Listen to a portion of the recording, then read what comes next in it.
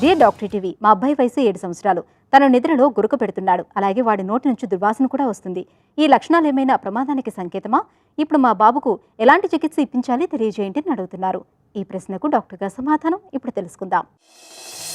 అమ్మ, మీరు మీ అబ్బాయి 7 సంవత్సరాలని నిద్రపోయేటప్పుడు గురక రావడం, బ్యాడ్ బ్రెత్ రావడం అని చెప్తున్నారు.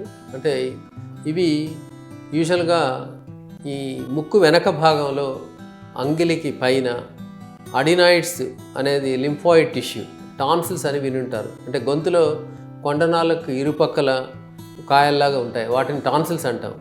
ఇదే సిమిలర్ మెటీరియల్ లింఫాయిడ్ టిష్యూ ముక్కు వెనక భాగంలో అడినాయిడ్స్ అనేది ఉంటుందన్నమాట. దీనివల్ల ముక్కు వెనక భాగం అబ్స్ట్రక్షన్ రావడం ద్వారా ఈ గాలిబోయే మార్గానికి అడ్డుపడడం ద్వారా ఈ గురక వచ్చేదానికి అవకాశం ఉంటుంది. అంతేకాకుండా ఈ ఫ్రీక్వెంట్గా జలుబు చేయడం, మౌత్ బ్రీతింగ్ చేయడం, తర్వాత డ్రై కాఫ్, ఇవన్నీ అడినాయిడ్స్ ఎన్లార్జ్ అంటే వచ్చే సిమ్టమ్స్. అంతేకాకుండా గొంతులో కూడా టాన్సిల్స్ పెద్దగా ఉండటం ద్వారా ఈ గురక వచ్చేదానికి కూడా అవకాశం ఉంటుంది. ఈ టాన్సిల్స్ అలాగే అడినాయిడ్స్లో ఇన్ఫెక్షన్ రిపీటెడ్గా రావడం, అంటే యూజువల్గా టాన్సిలర్ క్రిప్ట్స్లో చీజీ మెటీరియల్ లాంటిది అక్యుములేట్ అవుతుంటుంది.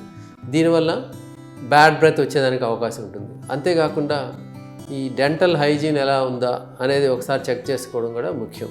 సో మీ అబ్బాయి సమస్య ఈ దగ్గరున్న ఈఎన్టీ సర్జన్ కలిస్తే నేసల్ ఎండోస్కోపిక్ ఎగ్జామినేషన్ ద్వారా, అలాగే ముక్కు వెనక భాగంలో ఉన్న అడినాయిడ్స్ని lateral X-ray of nasopharynx mouth ఓపెనింగ్తో చేస్తారు. దీంతో అడినాయిడ్స్ ఎంత పెద్దగా ఉన్నది, ముక్కు వెనక భాగంలో ఎంత అబ్స్ట్రక్ట్ చేస్తున్నది అనేది కూడా మనకి ఎక్స్రే ద్వారా డయాగ్నోస్ చేయొచ్చు.